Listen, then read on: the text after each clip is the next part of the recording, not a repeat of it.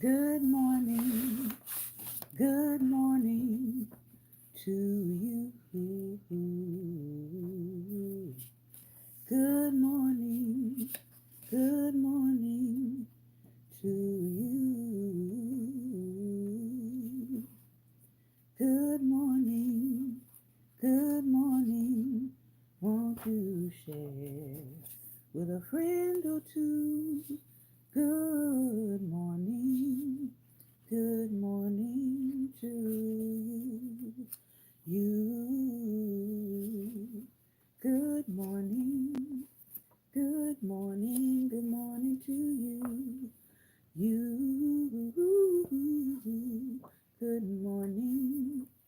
Good morning. Good morning to you. You. Good morning. Good morning to you and many more. Good morning, good morning, good morning, and welcome to Daring Dialogues. I'm your host today, Shantae Charles. I hope that you have been having a great and wonderful day. It is Relationship Wednesday, but as you know, we are in Black History Month and we are covering historical letters from African American families on love and family in the Civil War era. So we are still covering relationships, but we're just looking at it in a historical context. I'm going to go ahead and secure our broadcast here on YouTube. I wish there was a way that they would let us do this before we go live, but there isn't. So we're going to do it while we are live. All right. So if you are subscribed, you can join me in conversation in the comment section on YouTube. If you're subscribing today, you have to wait about 10 minutes before you can join in the conversation in the chat. All right, so we are going to start with this book here. I Can't Wait to Call You My Wife, African American Letters of Love and Family in the Civil War Era. And we are right now learning a little bit more about the southern states. And we'll be reading a section on what life was like in the southern states in terms of laws that were being established. On yesterday, we read about Harriet Newby and Dangerfield Newby, who was killed in the raid on Harper's Ferry, the John Brown um, revolt that occurred. And so we are picking up here, learning a little bit more about what enslavement was like in the South, what kind of laws were being passed, and then we're going to read some more letters from those who were living during that time. Southern states. Southern states not only established laws for controlling and containing enslaved persons, they also passed laws that severely limited the freedom of people of color, the free people of color. Alabama state statute, for example, forbade the teaching of free blacks. So this is people who were not even enslaved, but Alabama was forbidding the teaching of free blacks to spell, to read, or write under the threat of a fine of $500. So when we do something that seems very normal today, which is get online, turn on your stream, and read aloud, that would have been costing $500 back in their time. Okay. Besides denying them the right to an education, Alabama forbade free colored persons from buying spirituous liquors, playing any game of cards or dice. So think about how popular those are in the black community today, or substitute for the same, or from visiting enslaved people. So the free people of color were forbidden from visiting enslaved persons. Why? Because freedom is contagious. Any free person of color found in company with any enslaved person in any kitchen, outhouse, or Negro quarter without written permission from the owner must receive 15 lashes. And for every subsequent offense, 39 lashes. So if you really want to dig into how do we get some of this separation of class within the black context, this is probably where it starts. Because those who were free people of color were forbidden from fraternizing with those who were still enslaved. Alabama, like other southern states, taxed. Remember that? The black tax? You often hear about it in black community. Alabama, like other southern states, taxed African Americans for their freedom. Alabama required free black men to pay a $2 capitation tax. So, yes, there is something, the black tax is not just a myth. They were required to pay a tax and free black women and children a $1 tax per person. Did you know that? So when you hear this phrase, the black tax, it's historical. They actually were taxed for their freedom, to keep their freedom. And any free Negroes aiding an enslaved person to escape would be sentenced to a 7-year prison term. So I want you to think about the layers of this. And when we say or when we question in the past, well, why didn't more people get free? Why didn't more people participate in helping people to get free? They're telling you there was a 7-year prison term attached. If you got caught as a free black, if you got caught helping an enslaved person escape, good morning. You were not allowed as a free black person to visit enslaved people. You were not supposed to be in company with them in a kitchen, an outhouse, or a Negro quarter without written permission from the owner. So again, we need to dig a little bit deeper when we start talking about class structures within the black community. Some of this stuff was embedded in the legal structure of where you lived, and some of it still carries on to this day. New Orleans, Louisiana, and Charleston, South Carolina had significant urban free black populations, and laws controlling these populations became increasingly onerous in the decades before the Civil War. For example, South Carolina free blacks who left the state were prohibited from returning upon penalty of enslavement. So this is giving you another clue.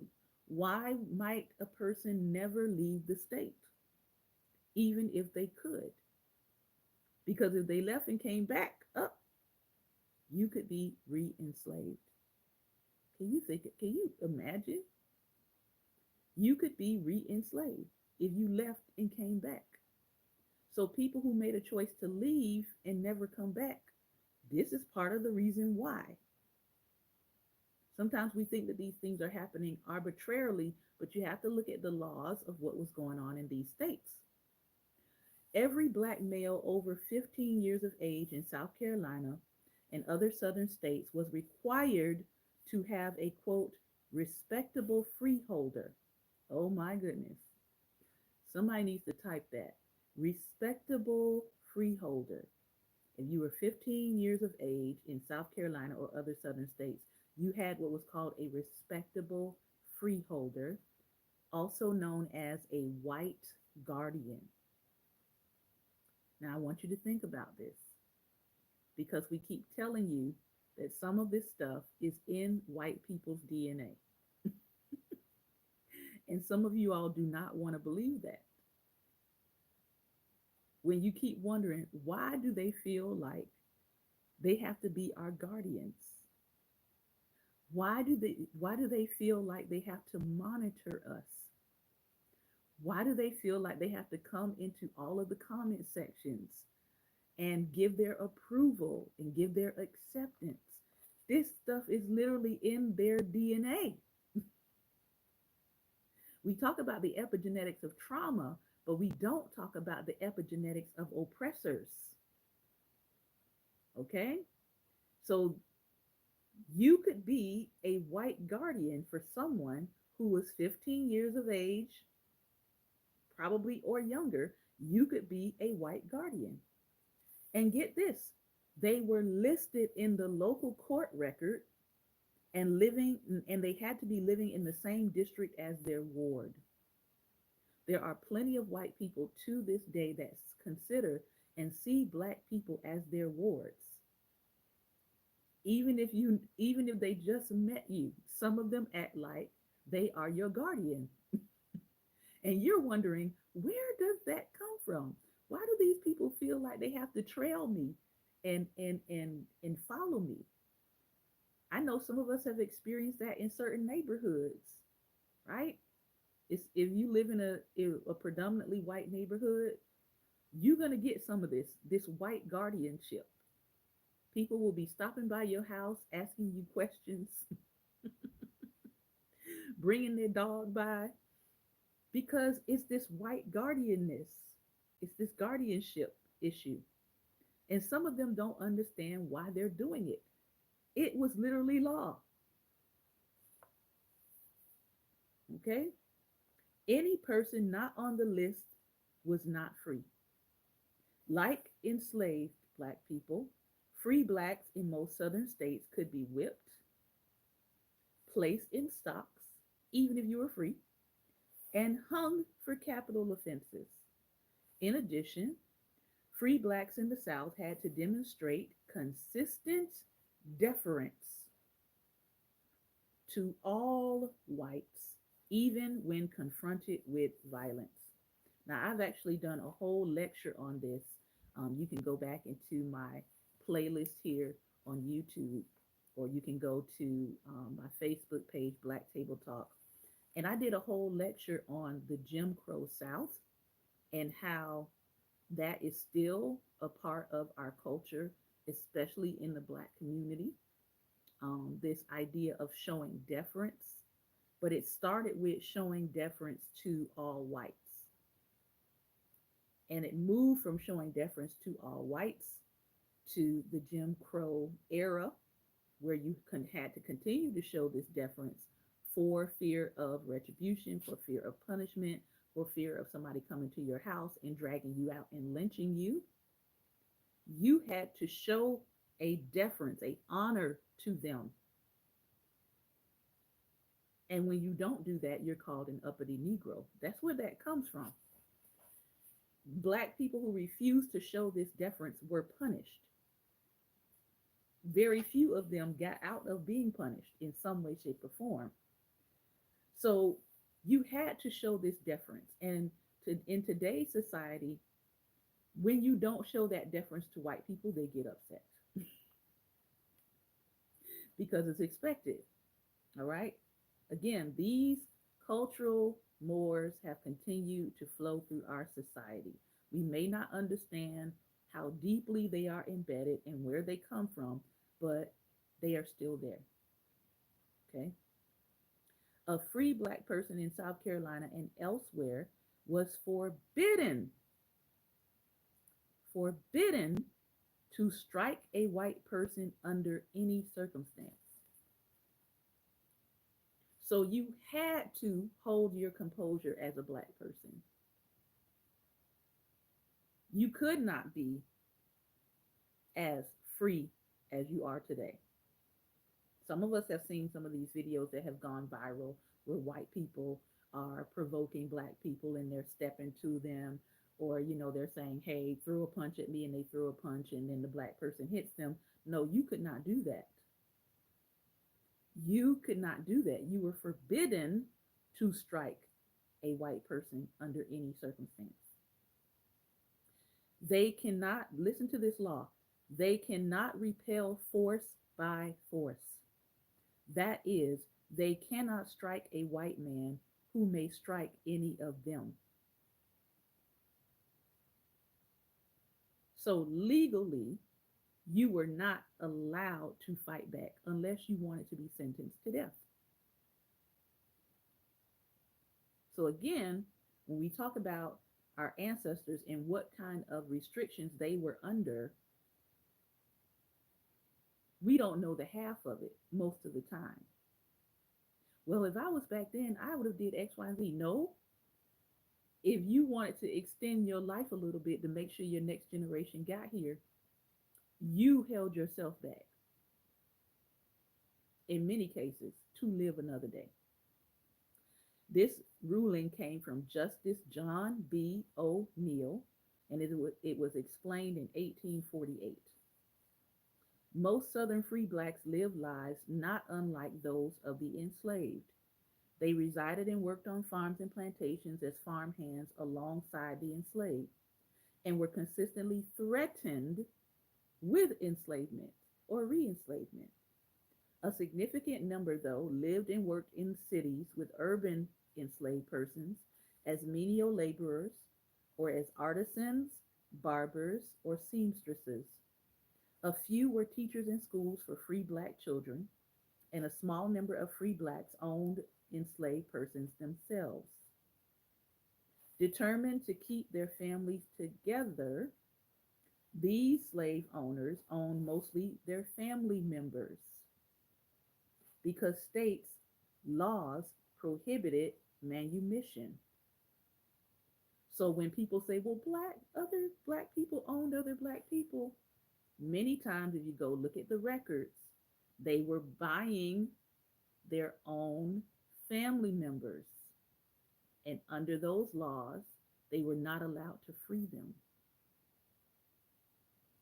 So the next best thing, if I can't free you, I can at least purchase you so that you remain with the family and you don't get treated horrifically. We don't talk about that enough. But a few of the free mulatto elite, a term used in that era, enslaved dark skin colored non family members to work on their plantations or in their businesses. Skin color mattered not only in white society, but also among the mulatto elite. These latter individuals of African and European ancestry relied heavily upon a precarious white patronage for their protection and success. The free mulatto elite viewed themselves and were often viewed by whites in South Carolina, Georgia, Alabama, Mississippi, and Louisiana, or the Deep South, as distinct from those designated black. Many were far more European than African, a fact that contributed to a kind of legal gymnastics as state and local courts determined what constituted whiteness. So when people say, why does it always have to be about race? Well, blame the United States. Because courts were determining what constituted whiteness, not us. Courts were determining what constituted blackness, not us. So we are inside of a system that determined these things. So don't get upset with black people. Get upset with the courts that determined and constituted what was whiteness. In South Carolina, for example, if the local community recognized a person as white, the person was white. What counted was acceptance by the white community. If the white community say you white, you're white. If they say you're not, I don't care how white you look, you're not white. That's what they're saying. What counted, again, was acceptance by the white community. South Carolina Judge William Harper recommended that, quote, a man of worth should have the rank of a white man, while a vagabond who looked white but had some degree of African ancestry, quote, should be confined to the inferior caste. Notice he's using the word caste as in caste system.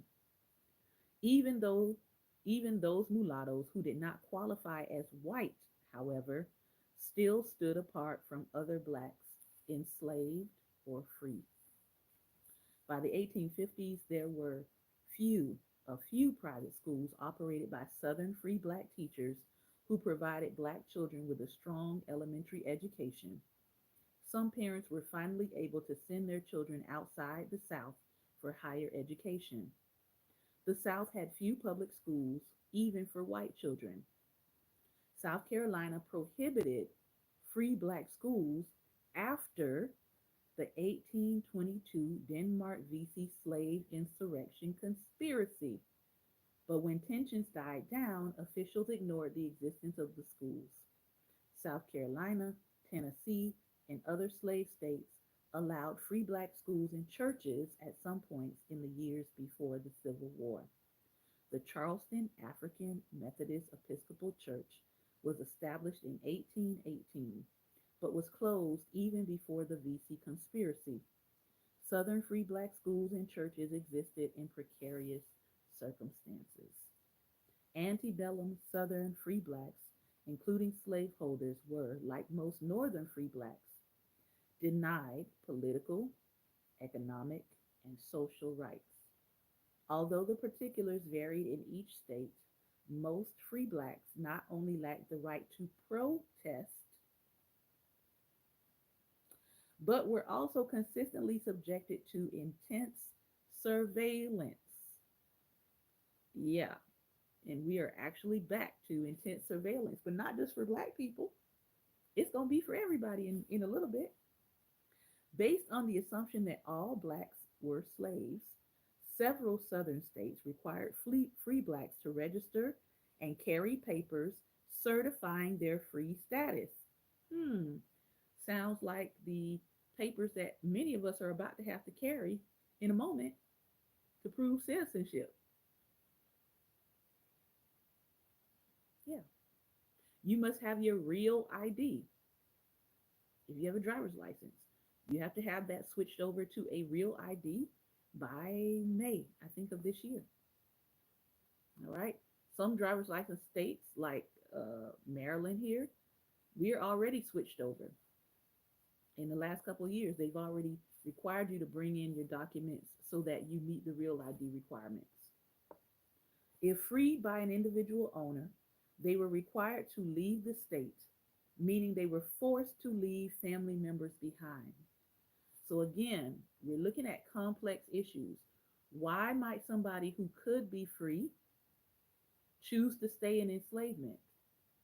If it meant leaving the state and leaving your family behind forever, would you choose freedom?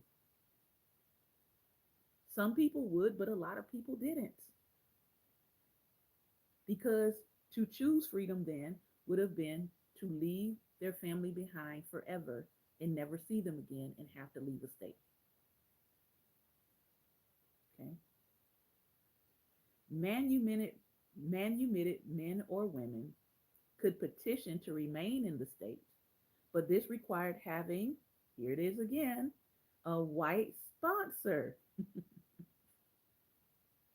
willing to attest to their character, essentially assuring that the newly freed person would not threaten the enslavement system.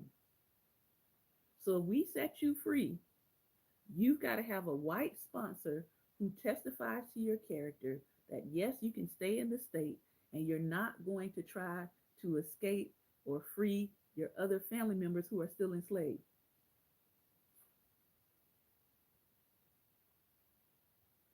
Mm-hmm.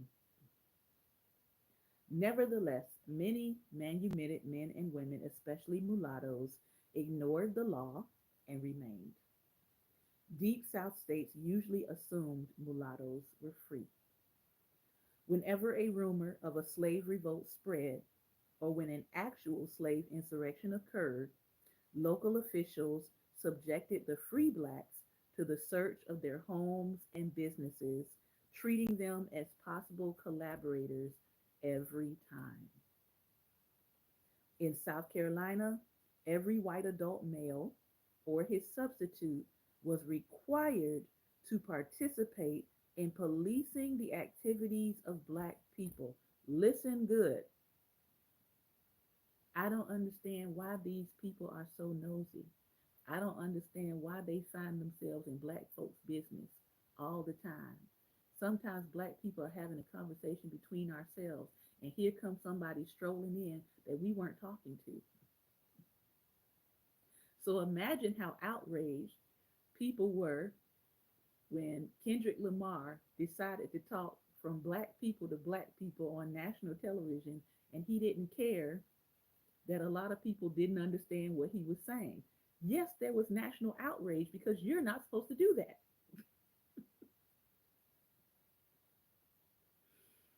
You're not supposed to do that. Every white adult male or his substitute was required to participate in policing the activities of black people, enslaved and free, several times a month. I want you to understand that this pathology is lodged and encoded into the American system of being and life. It is not just random or happenstance. And if you are a white person listening, you need to start asking yourself, why do I feel the need to police black people's life, personhood, business, conversations, whether it's in person or online? Why do I feel this primal urge to just insert myself where no one has asked for my opinion? It's primal. Southern states, here's another policy that we still see today. Southern states had no knock policies that allowed slave patrols to enter any free black person's home to learn if they were harboring slaves. Botham Shem Jean, Breonna Taylor, Sonia Massey. This stuff is embedded in and codified in, it was codified into law, how to treat black people. And you still see it happening today. And you're wondering, why is it that this is occurring? I'm going to stop there. I'm going to stop there. We'll come back to it. But I want to make sure that I read you a letter from people who are actually living through some of this. This is Maryland. Just across the Maryland border from the Plummer family, several southeastern Pennsylvania blacks and white Quakers were active in the Underground Railroad. Shout out to the Quakers. Black abolitionist teacher and Quaker Joseph C. Bustill was the son of prominent black Philadelphia Quaker abolitionist David Bustill and a cousin of Sarah Mapps Douglas. He had been active in the Vigilance Committee work since he was 17. Educated in black Philadelphia private schools, Bustill moved to Harrisburg, Pennsylvania, where he taught in the segregated public schools and established the Fugitive Aid Society, later renamed the Harrisburg Vigilance Committee, to continue his commitment to helping enslaved people escape.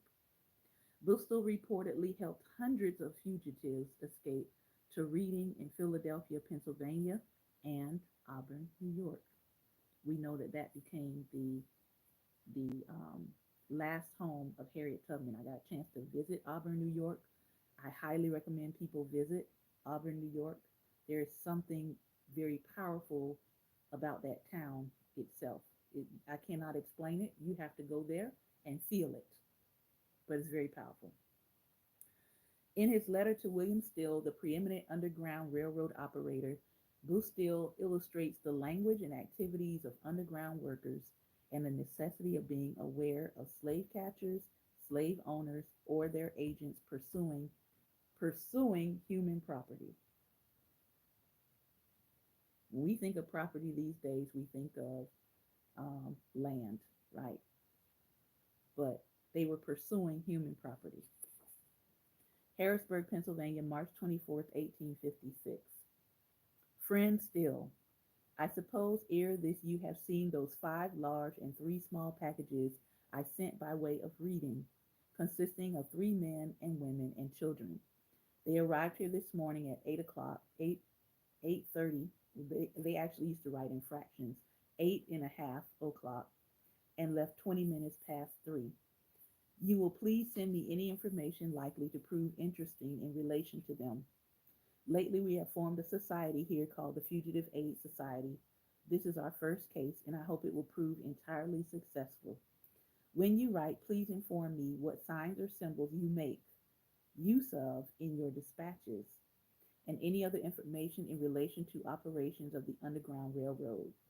Our reason for sending by the Reading Road was to gain time.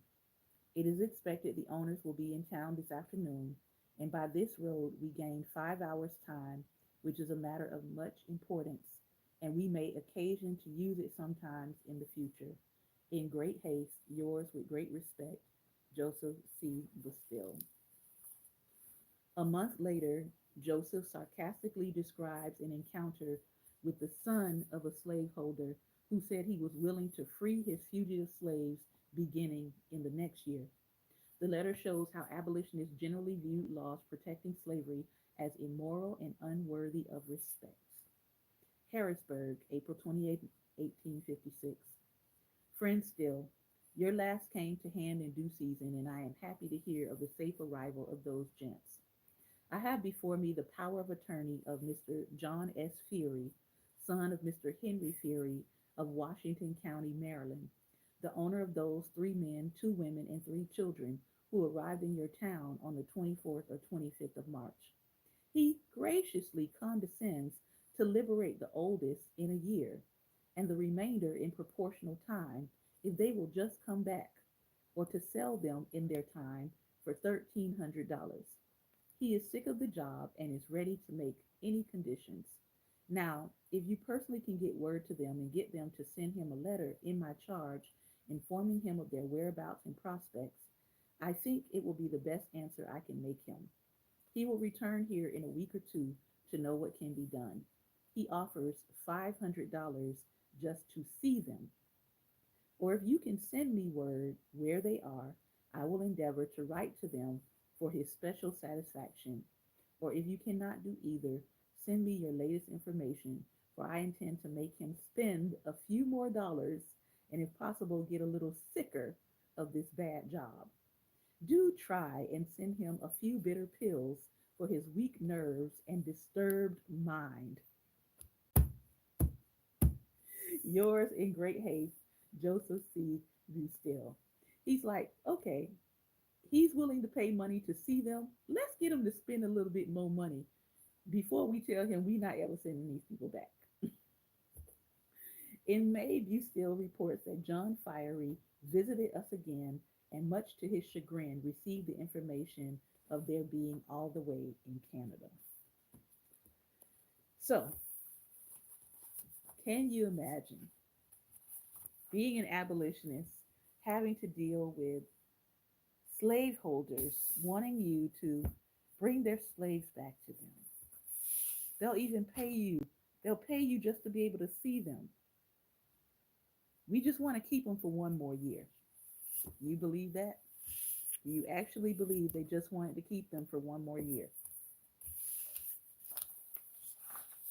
Let's go to our next book. This one is Black Love Letters. These are love letters for the present day for the Black community. This one is entitled A Love Letter to My Blackness, Which I Finally Understand by Jane Allen. I was called black, but for the longest time, especially as a child, I had no idea what you were. I knew to check for you in paper boxes.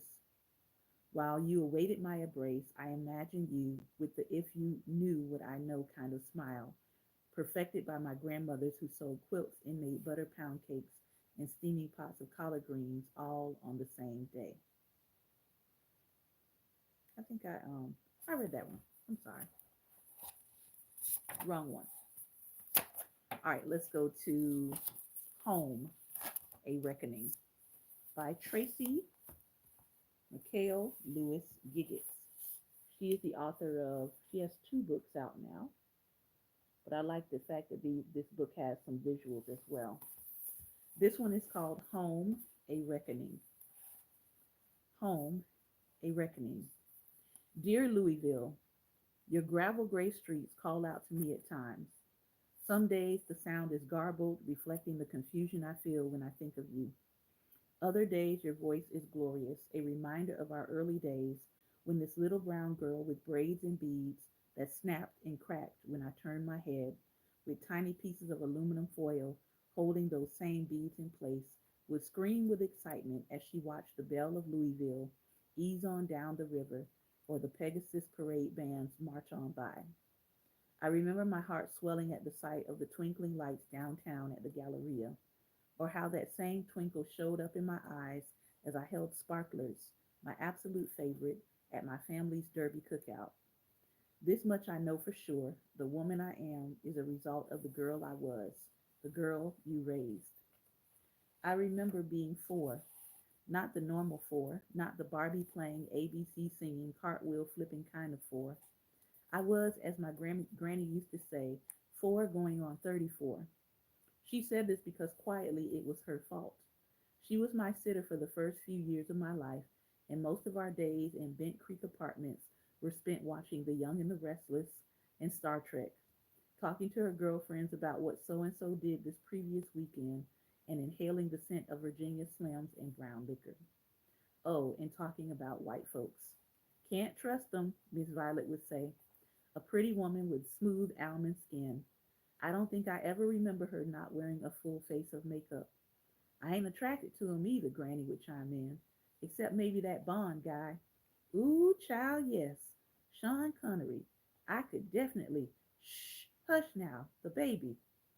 Painted eyes would fall on me as I pretended to play with the random high heel shoe, the furry fringes on the couch pillows, or the plastic carpet running in the long hallway. Ooh, and the one from The Way We Were. Robert Redford, yes, child. Cackles of laughter, high fives, secret words, and knowing glances would follow. This is Louisville to me. This is my memory of you, the way you take shape in my brain, how you fill my heart. I know when people think of Kentucky, their minds turn to sleek and brown horses or bluegrass, maybe even mint juleps and big hats, all the things you sell them. But that is not my experience of you, old friend. In my corner of you, it was fish fries, barbecue ribs, and pinocchio, tonk and spades games. It was fountains at the Belvedere after church on Sundays. It was slow rides through Shawnee Park. It was also heartache and rejection. It was sexual abuse and religious dogma. It was racism and subtle messages of inferiority. But of course, when I was 5 years old, you couldn't have told me that you weren't the biggest, most majestic city on the planet. When a place is all you've known, it's all you can imagine. Sure, I would later learn that cities like New York and Chicago and London existed, but even then the comparison still feels inadequate, because I think what I understood even as a kindergartner is that skyscrapers and subways don't indicate how big a place is in one's heart. And the Ville is big, big in mine, in the best and worst ways. Even when I didn't know it, I couldn't see it, was sheltered from it. You were always the place where a Breonna Taylor could find herself counting bullets instead of sheep. The place where my own elder cousin, Vicki Lee Jones, would never finish grocery shopping because a white man would decide that she should die because she was black. You were always that place too. Also, you are the site of so much pain. You are the site of so much joy. And reconciling those two realities feels like the undertaking of a lifetime. a journey I choose to take with the support of a therapist or three. We're off to see the wizard. When I first breached your borders, running away with my oyster knife in hand, I was in search of a world that would love me better. I felt very much like Dorothy in my own twisted late 20th century version of The Wizard of Oz. It was 1997, and I never had any intentions of returning, not in any real way, just for the occasional in and out visits with my family and friends. I was determined that you would never have my heart again. But then I grew up.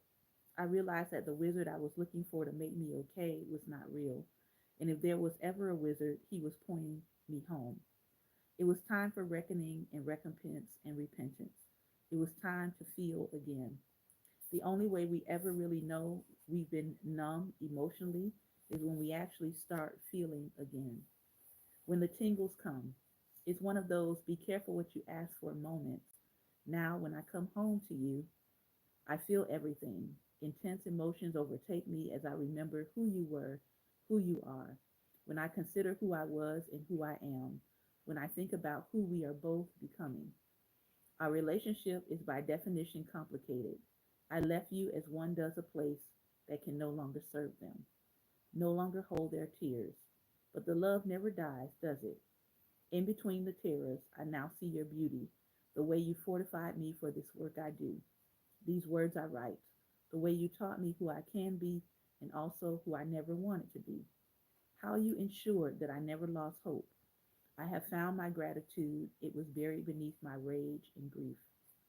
Every time I return now, I watch you grow. There are new names for old roads. More diverse groups of people have settled into your streets and avenues. Every journey back forces me to remember and run. To run back and tell 6 and 11 and 15-year-old Tracy that no matter what it looks like, we are safe. We figured it out eventually. You will one day stop running. I'm reminded that while I may have left Louisville, Louisville has never left me. Sometimes when I return to you, I find myself opening one of my mother's million photo albums, the kind with intricate designs on the cover and the sticky paper inside that holds the prints in place. There's one pic of me I always gravitate toward. My hair is out and wild, and I'm sitting on a sit and spin, mid turn, and my smile is wide and free. I stare at that little girl. She is me. At 3. The corners of the yellowed photo reach out to me, folding toward my heart space in a symbol of how long ago it had been since I'd known her, me. That photo represents part of how I see you, my city, as a place that lives inside of me, but I have to dig deep to reach.